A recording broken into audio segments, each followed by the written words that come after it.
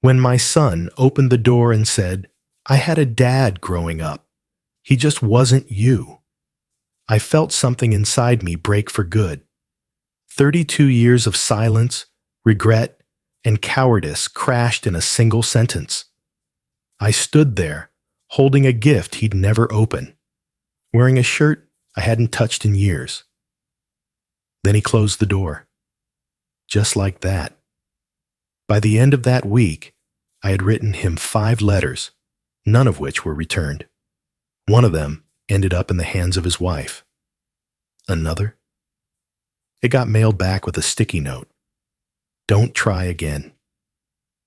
But I did, because I'd seen something in his eyes, something beneath the anger.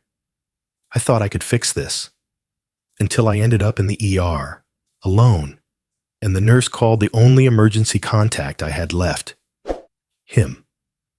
This isn't a story about a father begging for forgiveness. It's about a man confronting the echoes of the boy he once abandoned. About the nights he stood behind fences, watching his son graduate, but never having the courage to step forward. It's about a boy who grew into a man with walls so thick even love couldn't climb them, until one unexpected drawing changed everything.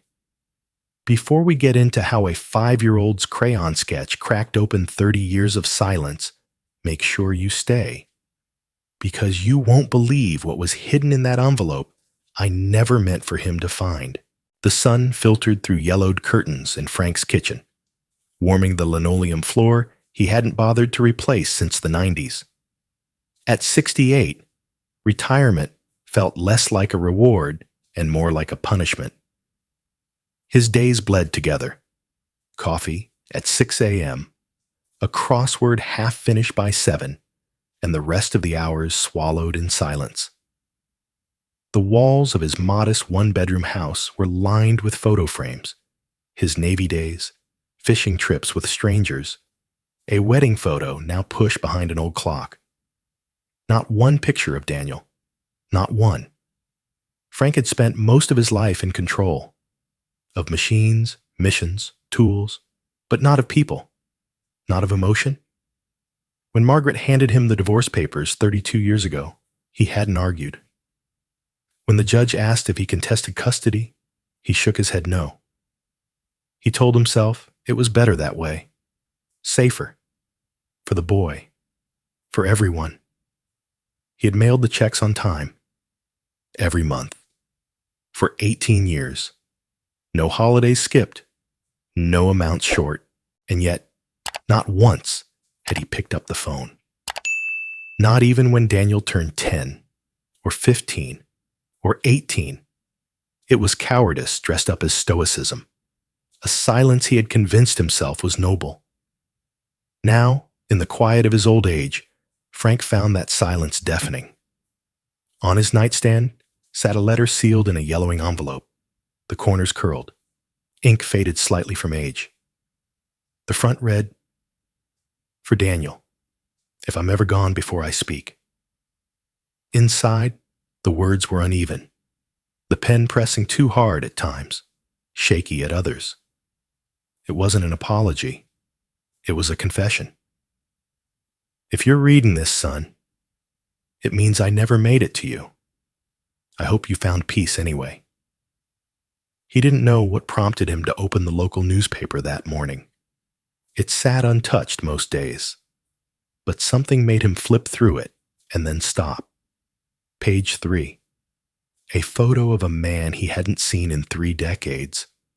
Taller now, broad-shouldered, wearing a sharp navy blazer, accepting an award at a regional engineering conference.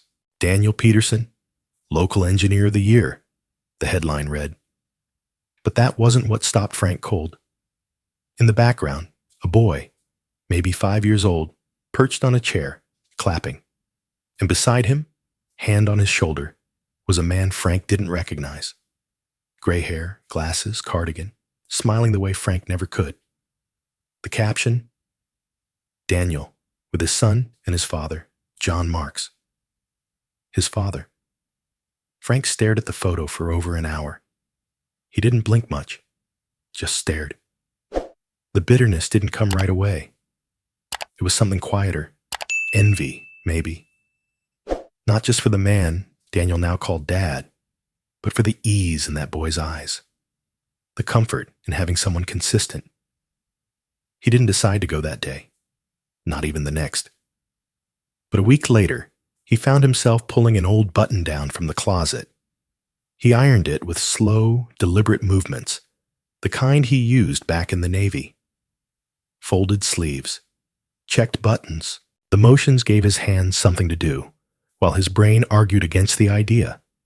He would just see them, from a distance. No confrontation, no speeches, just a glimpse. That was all he wanted. He bought a small toy car at the pharmacy. Bright red, the kind kids either loved or broke instantly. Then he drove. 3 hours across state lines. The address had taken time to find. Dug up through old contacts, one even in a retirement home. But he had it now. The house was brick, suburban, 2 bikes on the lawn. A wind chime tinkled somewhere overhead.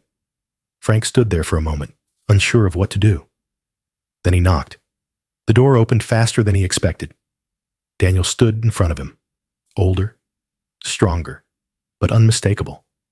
Same eyes. Same way of tilting his head when uncertain. "Daniel," Frank said, voice low, unsteady. A beat passed. Then another. Daniel looked him up and down. "I had a dad growing up," he said flatly. "He just wasn't you." And the door closed. Frank didn't move right away. His hand still gripped the toy car. The air felt heavier than it had all day. A neighbor's dog barked somewhere. A lawn sprinkler kicked on. Normal life resumed around him. But Frank stood still. Eventually, he walked back to the car. The red toy still sat in his hand. He didn't drop it, didn't crush it, just set it carefully on the passenger seat, as though it still had purpose. He didn't cry. Not yet. Frank didn't turn the radio on during the drive back. He didn't need noise. The silence was heavier, more honest. The toy car lay on the seat beside him like an accusation, or maybe just a memory waiting for a purpose. He didn't cry, not because he wasn't hurt, but because the pain felt familiar, like an old wound reopening in the exact same spot. Back home, he fed the cat that wasn't his, a stray that wandered by every morning and stayed for the food. Then he sat at his kitchen table, pulled out a pen, and wrote. Not an apology. He wasn't ready for that. It felt cheap somehow, too rehearsed. Instead, he wrote about the tree he trimmed that morning, about the bird that kept trying to nest in his mailbox, about the book he was rereading. He ended it with, "Hope your week went better than mine." He didn't sign it Dad, just Frank. He mailed the letter the next morning, hands steady, breath shallow. Then he waited. A week passed, then 2. No reply. He wrote again.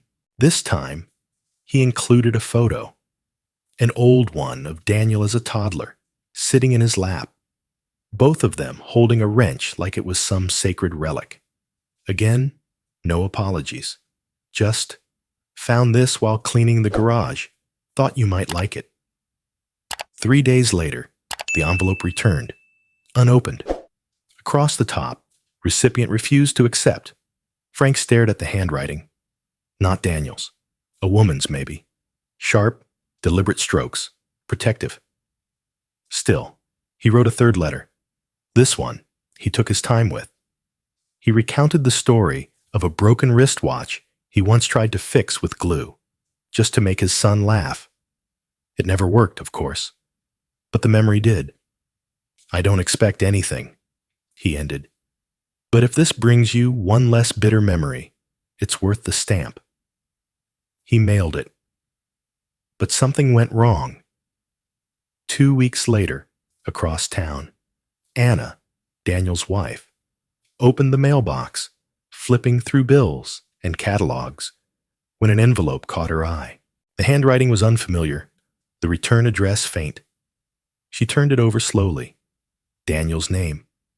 No mention of Dad, just Daniel Peterson. She opened it. At the table, she read the letter once, then again. It wasn't poetic or dramatic, just simple and strangely warm. She read the part about the glue and the wristwatch, the part where Frank admitted he was never good at fixing things that mattered. She found herself tearing up, not because of what was written, but because of what wasn't. No defense, no excuse. Just fragments of someone who had watched his own life slip past. That night, while Daniel was reading to their son, she sat beside him on the couch and said, "You never told me your father was in the military." Daniel closed the book mid-sentence. "He's not," he said flatly. "He was. Navy. For a long time. I meant, he's not my father. Not really." She studied him for a beat. "He's the one who sent those letters, isn't he?" Daniel didn't answer. He just looked away. She placed the letter on the coffee table. "You should read it." He shook his head. "I've read enough." Anna didn't argue. She just left it there. Later that night, after she and their son had gone to bed, Daniel stood at the table, staring at the envelope. He picked it up, opened it, read it once, twice. By the third time, his hands were trembling. He remembered the story, the broken watch, Frank trying to fix it with glue from the junk drawer. Daniel must have been 5, maybe 6. He'd forgotten the moment until now, but suddenly it played like a scene in a film. His father, pretending to be a watch surgeon, using a toothpick to apply glue while making beeping noises. Daniel had laughed so hard he dropped a bowl of cereal. He sank into the chair, angry, confused, and something else, something worse, hope. He thought back to the one time he'd truly waited for Frank, high school graduation. Everyone had said not to expect him, but Daniel had worn the blue tie his mother said Frank once liked. He'd scanned the crowd 3 times before walking the stage. No Frank. Only later, while taking photos, he'd thought he saw someone beyond the fence. A man in a jacket too heavy for June. Watching. Then turning. He never told anyone, never confirmed. It was easier to assume he'd imagined it, that it was just another lie memory tried to feed him. But now, he wasn't sure anymore, and that terrified him. Frank collapsed on a Tuesday morning, sometime between feeding the stray cat and brewing his second cup of instant coffee. The pain started like a cramp behind his ribs, but when it shot down his left arm and blurred the edges of his vision, he knew what was happening. He hit the floor before he could reach the phone. When the paramedics found him, barely conscious, they checked his ID and located the emergency contact listed, Daniel Peterson. It was the only name Frank had filled in, written in block letters, shaking slightly, as if the pen had been too heavy. 3 hours later, Daniel's phone buzzed while he was walking out of a staff meeting. Unknown number. Voicemail. He didn't check it until that night. "This is County General Hospital. A patient named Frank Peterson listed you as his emergency contact. He's currently in the cardiac unit. Please call us back." Daniel stared at the screen for a long moment, then turned it off. He didn't go the next day, or the day after that. But on the 3rd day, he drove to the hospital without telling his wife. Room 214 smelled like antiseptic and lemon cleaner. Frank was propped up against a stack of pillows, his skin pale and thinner than Daniel remembered. A heart monitor beeped softly beside the bed. Frank opened his eyes slowly. When they focused on Daniel, He smiled weakly and said, "Tommy, I knew you'd come back." Daniel blinked. "Excuse me?" Frank's gaze drifted. "Tommy, you got older, but I'd know those eyes anywhere." "I'm not Tommy," Daniel said flatly. "I'm your son." Frank blinked again. It took a moment, maybe more. Then his expression shifted. Faint recognition, guilt, or both. "Oh, Daniel," he whispered. "Of course, I'm sorry." Daniel's voice was cold. "So, who the hell is Tommy?" Frank stared at the ceiling, as if the name carried weight. "He was someone I knew when I was a boy. He lived next door. His dad left. Never came back. Tommy used to sit on the curb every Sunday, waiting. Every Sunday for years."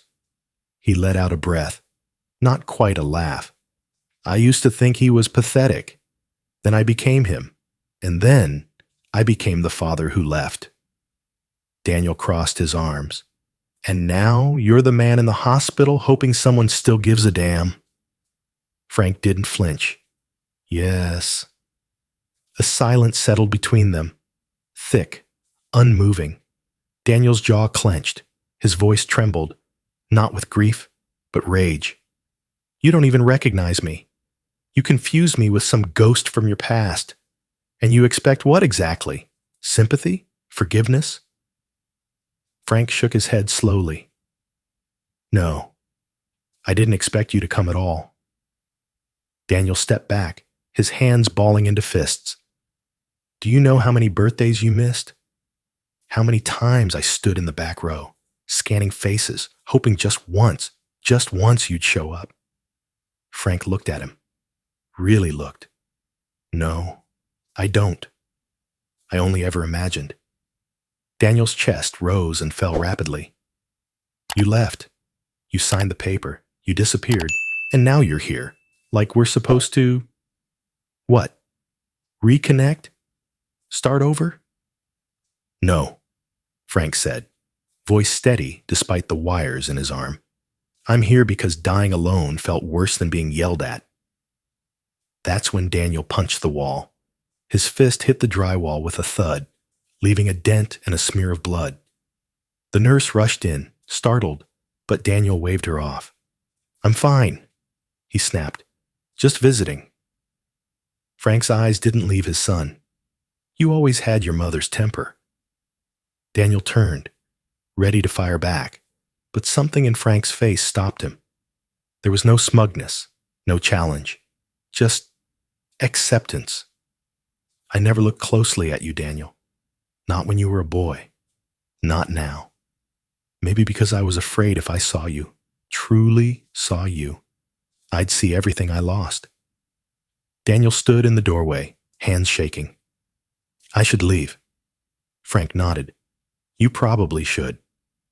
Daniel left without another word. Outside, the cool air hit his face like a slap. He walked to the car, opened the door, but didn't get in. He paced, sat on the curb, cursed under his breath, then got back up. Inside the trunk of his car, beneath a pile of old blankets and tools, sat a cardboard shoebox. He hadn't touched it in years. He pulled it out. Inside were 13 unopened letters, all from Frank, all dated over the last 3 years. Some yellowing, some newer, all sealed. Some marked, "Return to sender." Others addressed with handwriting that grew shakier over time. Daniel ran his fingers over the topmost envelope, the first one. He recognized the postmark. It was from the week of his son's birth. He sat in the driver's seat, door still open, and opened the first letter. "Dear Daniel, I saw the announcement in the paper. A boy. You're a father now. That must feel incredible. I wish I could say something profound, something earned, but I have nothing but these words and a memory of holding you when you were about the same size. I wasn't there for you. I know that. But maybe, through this, I can at least speak to the man you've become. Congratulations. and I'm proud of you, even if I never earned the right to say it." Daniel closed the letter and let the silence take over. For the first time in 20 years, he cried. The first letter opened a crack in Daniel's armor. The second widened it. He sat on the floor of his garage, cross-legged like a boy again, surrounded by old rags and the scent of motor oil. The shoebox was open beside him, letters neatly stacked, unopened envelopes now torn and curling at the edges. One by one, he read them, not all in order, not in haste, just when he could breathe again. They weren't apologies, not exactly. Frank never said "I'm sorry" in those exact words, but each letter was soaked in quiet regret, told through half-stories, observations, and the language of a man who didn't know how to say he loved someone. So he described the weather instead. One letter described the time Frank learned to swaddle a doll using a Navy survival manual because the parenting book said it was important, but I only trusted pages that smelled like sweat and oil. Another letter confessed his secret hobby: watching instructional videos on how to be a better grandfather, even though he hadn't met his grandson.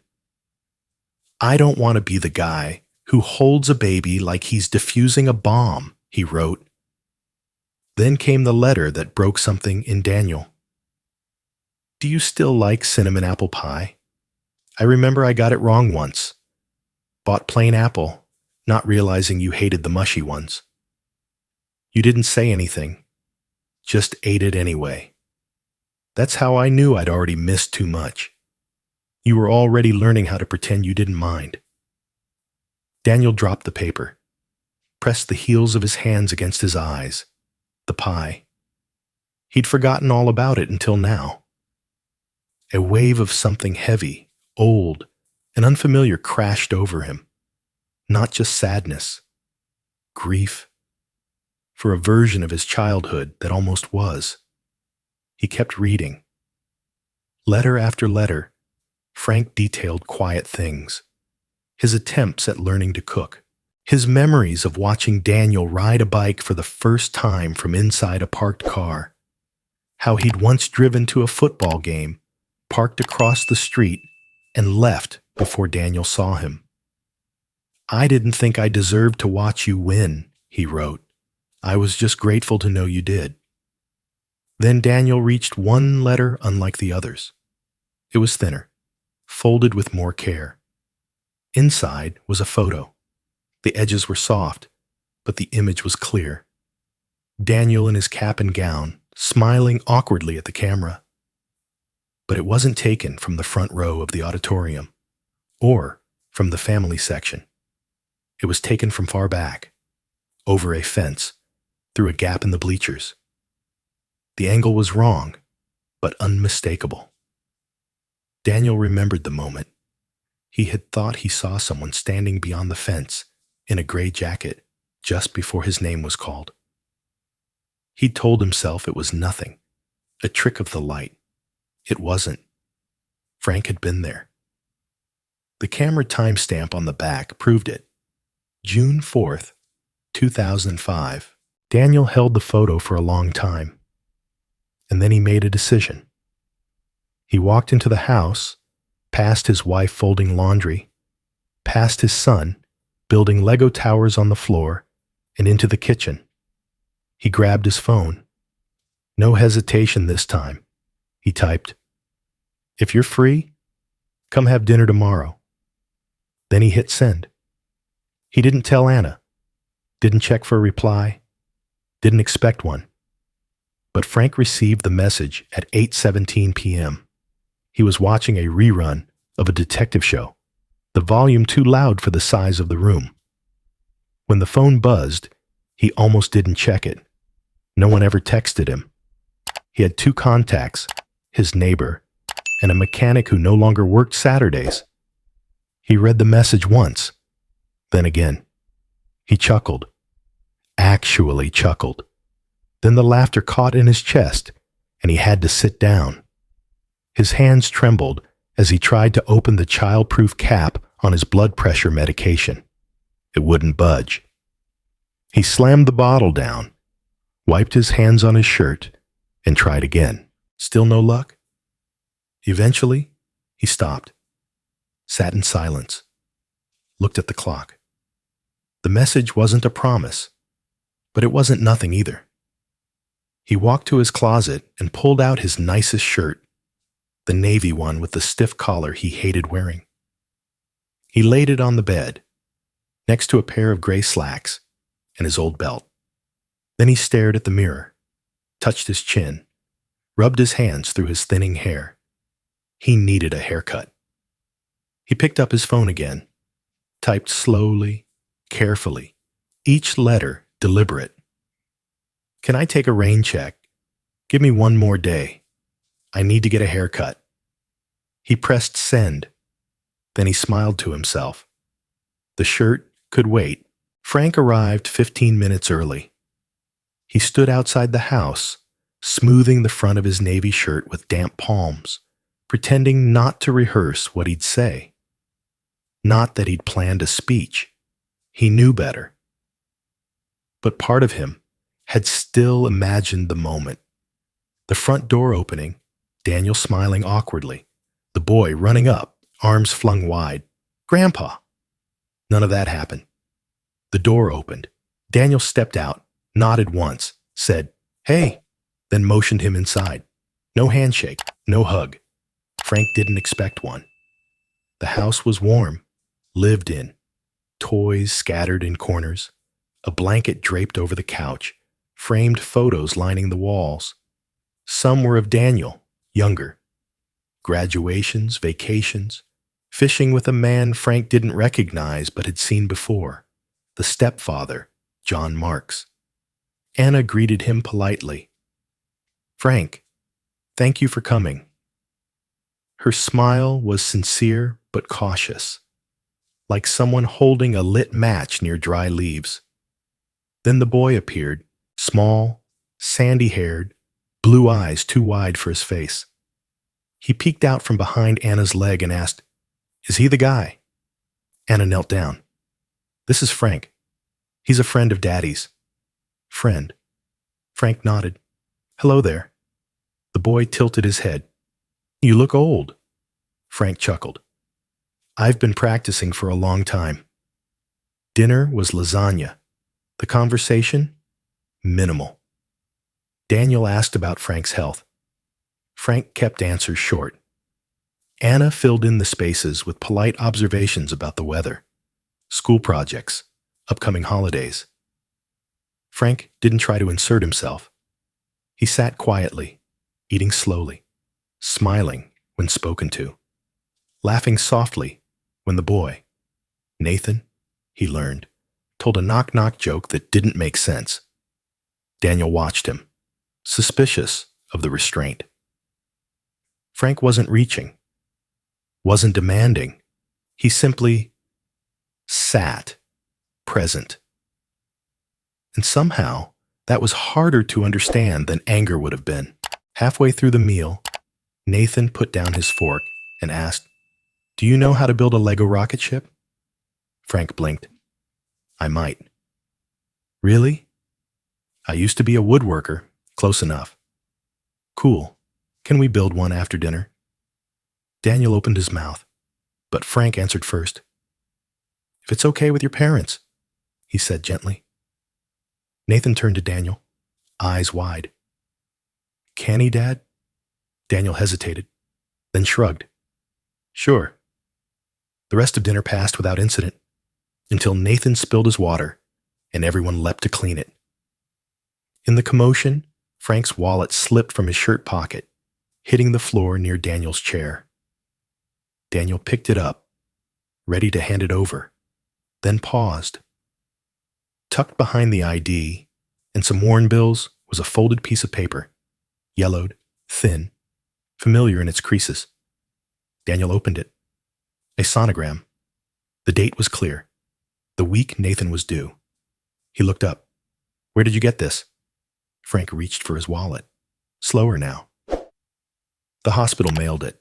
I asked Anna's doctor if I could receive a copy. She didn't know, of course. I just wanted to see him. Daniel stared. You kept it? I never stopped. The room went still. Even Nathan, sensing something, fell quiet. Daniel handed it back without a word. After dinner, while Anna bathed Nathan, Frank cleared the table. You don't have to, Daniel said, collecting plates. I know. In the kitchen, Frank rolled up his sleeves and began rinsing. Daniel handed him the soap without looking directly at him. They worked in silence. Spoons, forks, glasses. Then a small voice called from the hallway. Dad! Grandpa! Look what I made! Nathan came bounding into the kitchen, paper flapping in his hands. He stopped short of the sink and held it up proudly. A crayon drawing. 3 figures. One tall with glasses, one shorter with spiky hair, and one very small, holding both their hands. Above them, me, Dad, and Grandpa at the park. Frank froze. Daniel took the paper, stared at it. Where'd this come from, buddy? I drew it after I saw the pictures. Daniel frowned. What pictures? Anna reappeared, drying her hands. I showed him some old albums yesterday. There was one with you and your dad. Graduation, I think. He asked who the man was. I told him the truth. Daniel turned to Frank. You were in our photo albums. Frank said nothing. Just looked at the drawing again. Nathan tugged at Frank's sleeve. Will you come to the park next time? Frank looked down, eyes glassy. If I'm invited. You are. Later that night, after Nathan went to bed and Anna disappeared to fold laundry, Daniel stood in the kitchen, holding the drawing again. Frank was gathering his coat when Daniel said, almost too soft to hear, Dad. Frank froze. Daniel looked up. Next time. Could you bring some of those comic books you said you liked? Frank didn't respond at first. Then quietly, he said, I still have the ones you used to read. Daniel nodded. Then bring those. Frank's hand trembled slightly as he opened the door. He stepped outside, exhaled slowly into the cool night, and smiled. Not wide, not showy. Just enough. The morning light poured gently over Frank's small front yard, where he knelt among the marigolds, pruning shears in one hand, a mug of lukewarm coffee in the other. The soil was damp from last night's rain, soft beneath his knees. He hummed an old Navy marching tune under his breath, not because he missed the military, but because the rhythm kept his hands steady. His phone buzzed on the porch rail. He wiped his fingers on a towel and checked the message. Daniel. Hey, Dad, we're packed this week. Nathan has a project due, but he asked if you could come by Saturday. Said he wants more stories. Frank smiled, heart thudding just a bit heavier than usual. He typed back, if he wants to hear about a soldier who was once terrified of toddlers, I'm more than ready. Then, on impulse, he walked back inside, set the phone on the table, and reached for the small wooden box he'd carved months ago. It was walnut, polished, fitted with a brass clasp. On the lid, etched with a heated tool, in slow practice strokes, were the words, Family begins where courage steps in. He wrapped it gently and mailed it that afternoon. It arrived at Daniel's door 3 days later. Nathan brought it in from the porch, holding it like treasure. Dad, this has your name on it. Daniel turned the box over in his hands, feeling the grain. He recognized his father's craftsmanship in the joints, the lines, the precision. But the inscription stopped him cold. He unlatched the clasp. Inside lay a folded document, crisp, yellowed with time, preserved perfectly. Daniel stared at it for a long while before opening. Petition for termination of parental rights. His breath caught. At the bottom, the line marked Father's signature was blank. Daniel sat down slowly. For years, he had told himself, told others, that Frank had signed that paper without hesitation, that he'd walked away clean. But now, in his hands, was proof that somewhere between decision and action, Frank had paused, had stopped. He'd never signed it. Daniel ran his thumb along the crease in the paper. It was worn, clearly handled often. Frank had held this, kept it, maybe to remind himself of what he couldn't undo. Or maybe, just maybe, because he'd hoped there'd come a day when he wouldn't need to. In the living room, Anna and Nathan were putting together a cardboard solar system for school. Laughter filtered through the hallway, light and easy.